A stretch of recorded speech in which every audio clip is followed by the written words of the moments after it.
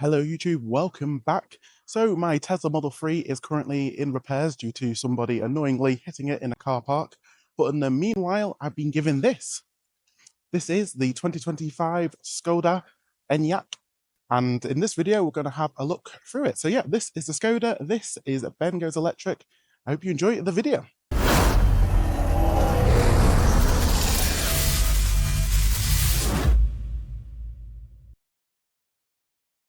So yes, sadly, I've not got the Tesla at the moment, but for the last week, I've been given this lovely Skoda Enyaq car, nice electric one. So yeah, I thought we'd take a little look into the car, around the exterior and interior, and I'll tell you a bit what it's been like to drive as I've had it for a little bit, and whether you should get one, and what it's like compared to Teslas.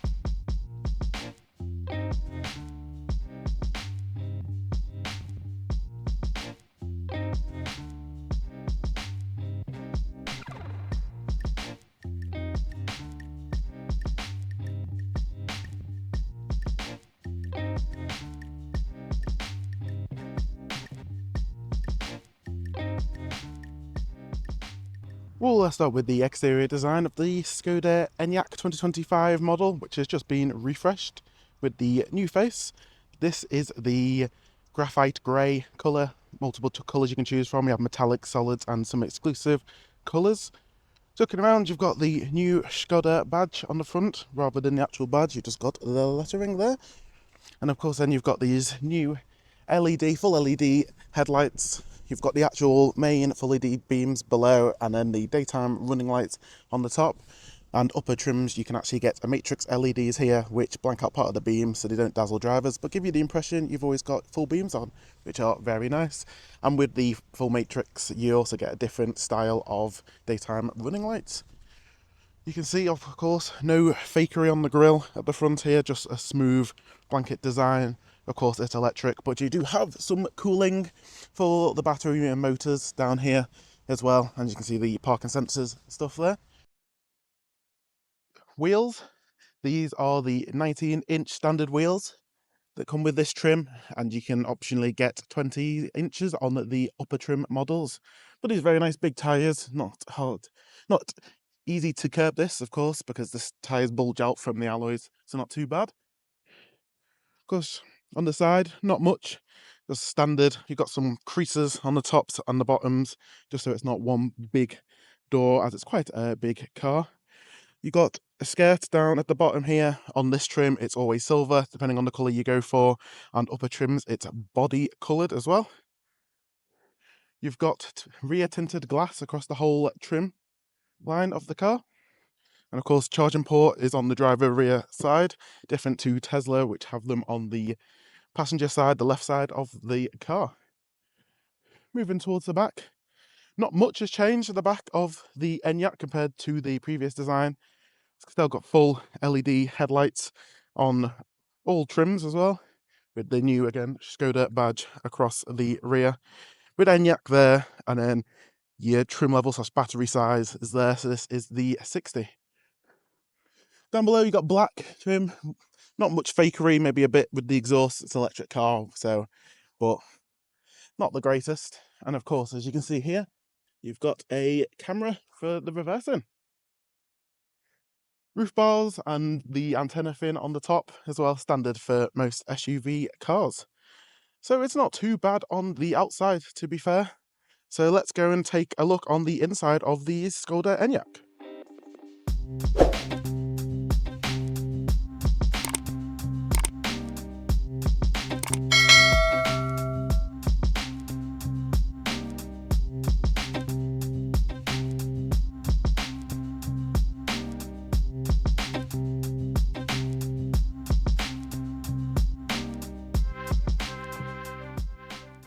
So are you at the front of the Skoda Enyaq? It's a decent place to be. You've got a smaller driver's display here, and you've got buttons on the steering wheel to show you more information, like your trip and navigation, etc. You've got the 13-inch standard touchscreen here as well, which is decent to use. Navigation, it's quite smooth. Everything's controlled through the screen, no individual climate control buttons, so it's all done through the touchscreen, which is standard these days, but I do find the way they implemented it here is just a bit awkward. You can't just touch here to kind of go to climate. You've actually got to go into the menu and then air conditioning, and then it's all there. So a few extra buttons just to get two simple controls. But annoyingly, that's kind of the way things are going. It does support Android Auto and Apple CarPlay wirelessly and plugged in, of course, as well. You've got USB-Cs down there, wireless charging as well. And you've got multiple actual physical buttons here, control climate, locking, hazards, and then you've even got shortcuts to your parking camera. Yes, driving modes as well, and assists. So you've got easy access to all of them. Compared to, obviously, the car I used to drive, Tesla, it's a lot more traditional car in here with the actual air vents as well. And your steering wheels with, obviously, your stalks, which is your standard as well. You've got adaptive cruise control here as well, controlled via this stalk as well. So, talking about materials in the car, mostly very nice. You've got this nice soft touch fabric around the front and on the doors of the car as well. You've got, sadly, a few scratchier plastics annoyingly up here as well. It's not rock hard, but it does scratch, and of course lower down, scratchier plastics as well. But decent sized door bins as well, with your light controls there. So generally quite nice. Of course, you've got your standard sunshade with your mirror and your light up there as well. You've got obviously your lights as well for driving as well.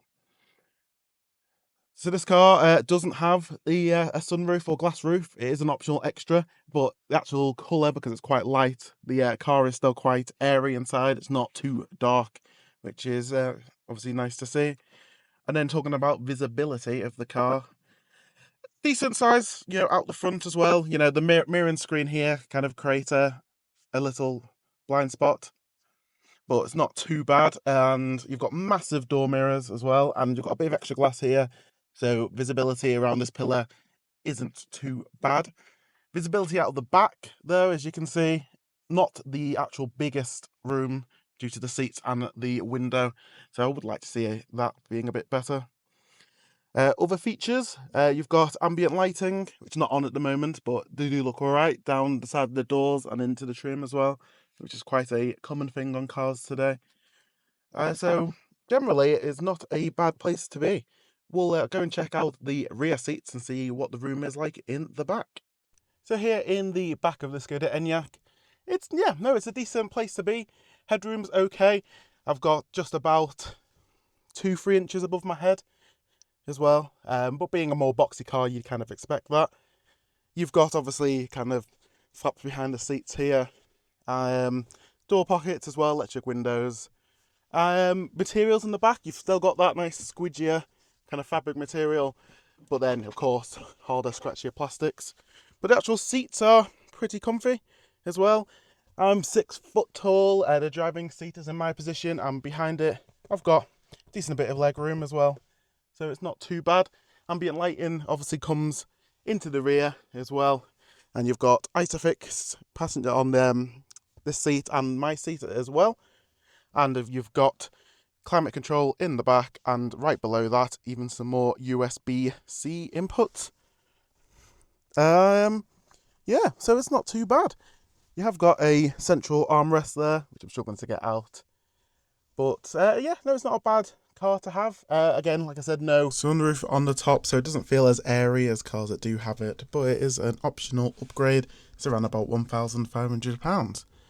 So let's have a look at the trim levels and specs you can get your Skoda Enyaq in. The range kicks off with the SEL60. This has a 59 kilowatt battery with a WLTP range of up to 269 miles with one rear mounted motor giving a 0 to 62 time at 8.1 seconds. It comes with a heated front seats and steering wheel, keyless entry with walk-away locking, electronic boot, wireless charging, tri-zone air conditioning. You have a rear view camera and the driver assistance packages, like I mentioned, with the adaptive cruise control, and full LED lighting front and rear. Next up, you have the Edition 60 trim, which has the exact same 59 kilowatt hour battery and the same rear mounted motor, but includes extras like matrix LED headlights, rear animated indicators, electric driver seats with a massage function. You can get the Edition trim in the 85, which gives you the bigger 77 kilowatt hour battery, giving you a WLTP range of up to 360 miles and a more beefier rear drive motor, dropping the 0 to 62 time to 6.7 seconds. Next, you have the Sportline 85X, which has the same 77 kilowatt hour battery, but an all-wheel drive system with the same 0 to 62 time of 6.7 seconds. This gets you upgrades like a heads-up display, an area view camera, sports suspension with sports seats, aluminium pedals, an upgraded sound system, and an adjustable boot floor. And finally, at the top end, you have the VRS model, which gets you a slightly bigger 79 kilowatt hour battery and beefier motors that drop the 0 to 62 time down to 5.4 seconds, and a WLTP range of up to 344. Here you get some nice black alloys, the VRS interior, you get dynamic chassis control, remote parking assist, and auto parking. All but the base trim also come in the Coupé style of car, which gets a more sloped back roof in the rear, which is more aerodynamic, improving range, but is of course a smaller boot space. Pricing for the Enyaq starts at just over $39,000 for this base trim SEL, rising all the way up to $53,560 for the VRS Coupé style. So it's quite a range of pricing there, and you're reaching the level of BMW, Audi and Tesla pricing at the higher end. So let's talk about boot space. Sorry about the wind, if you can hear that through the mic. Electrically controlled as well, which is decent, and space in here isn't too bad. I will put the exact literage up on the screen as I haven't got that information to hand. Retractable load cover as well, and it's a nice, decent square space. We've got through loading at the back as well. You've got some tie down points here, 12-volt socket as well, and some side pockets. A tiny bit of storage under the floor here as well. Probably enough just to put your charging cables. Higher trims have an adjustable floor, because you can see there's quite a load lip here to kind of lift stuff off, and it's quite a large space, especially with this exposed metal, so you probably do want to be careful about that. So it's a pretty usable boot. And of course, this being an electric car, let's have a look at the front and see what storage is under there. Of course, this is the greatest thing about owning an electric car, is the additional space you have underneath the bonnet as well. So we can just get this up. Yeah, like most VW group cars, you don't actually have any space under here, but of course, windshield fluid there, and it's not gas powered, it's a strut. So a bit disappointing to be on the Skoda, and there's a few other disappointing things that I'll talk about now. When converting this to right-hand drive for the UK, annoyingly, Skoda hasn't bothered to move the fuse box over, so that gives you a very small glove box, which isn't very easy to use, to be fair. Not much you can really fit in there. That's what Peugeot and Citroën and Stellantis cars used to do, and still do. Expect a bit more, really. The camera quality in the back is not great for a brand new 2025 car. I've seen better, to be fair. I would expect better. You do have auto headlights in this car, but on the base spec, you don't actually have auto wipers. You know, lesser classes of cars, cheaper cars do by standard, but not this. A bit strange. The cup holders in the front are tiny. They're more for like Red Bull energy drinks more than anything. I mean, yeah, you can take that out, but obviously it's not going to actually make it any bigger. So kind of useless. You do have a button here that can open the boot from the driver's position, which is great. So, you know, you can raise it for passengers who are getting in. Only issue is you can't actually put it down again. So the person at the boot's going to have to put it down, or you're going to have to get out. Of course, with this base trim, you get adaptive cruise control included, but you don't get the auto lane keeping. So the car won't steer itself to keep itself in lane. Again, cars that cost way less than this have this by standard across the whole trim, but Skoda, you've got to pay more to get that feature. Now let's talk about charging. Across the trim lines, we have 11 kilowatt AC charging, which on the smaller battery gets you a 0 to 100% charge in around about 6.5 hours, and on the bigger batteries, you're looking about an 8-hour charge. Coming to DC charging, this is where they all differ slightly. On the 60 with the smaller battery, you have a peak charging speed of 165 kilowatts. On the 85, you have a peak charging speed of 135 kilowatts. On the 85X, you can charge up to 175 kilowatts. And on the VRS, the biggest battery, can charge at a maximum of 185 kilowatts. So you're looking at around about 25 to 30 minutes for a 10 to 80% charge, which is about standard for cars in this class. So what's this Skoda Enyaq been like to live with and drive? Of course, I'm used to a smaller Tesla Model 3, but I have driven a Volvo EX40 and a Peugeot E2008, and this car is bigger than both. You know, you can feel it while you're driving it. But obviously, if you're used to something like a Nissan Qashqai or, a Ford Kuga, it's about the same class as those cars. It's built to be sister to the ID4, ID5 from Volkswagen, and of course the Audi Q4 e-tron as well. But yeah, it is big. As a family SUV goes, though, it's a good size. Decent boot, decent back seats. Plenty of room up front. Yeah, this is a 60 model, so the smaller battery and the one rear motor developing 200 horsepower. And it's not obviously, it's fast. It's fast enough off the line. You've still got a bit of that electric kick that you can, use to driving electric cars. Obviously a bit slower than mine, as it's only got one motor, but it's enough for most people. Again, though, steering, you can feel it's a bigger car. It's a family SUV at the end of the day. It's not something you want to be going around corners fast or anything. Sensible driving, of course, as always, but it's definitely that bigger car. Charging could be a bit faster, compared to the competition. But if you're just charging at home, no difference. You've got obviously 7 kilowatts at home, so more than enough. Would I recommend people to buy one? The competition's quite tight at the moment, especially in the family SUV style of car, and the pricing, depending on the trim level, you're in like the Tesla Model Y territory of cars, and I do believe that's just a better package, trim to trim that you get, unless you're getting this base trim, which is cheaper than any Tesla Model Y. It's hard to not recommend that over this. But of course, it comes down to like pricing and needs, and exactly what you need, to be fair. Because Skoda as the brand used to be the cheaper cars in the Volkswagen group. But when you look at the price of this, it's quite close to the more premium cars from Volkswagen and of course Audi as well.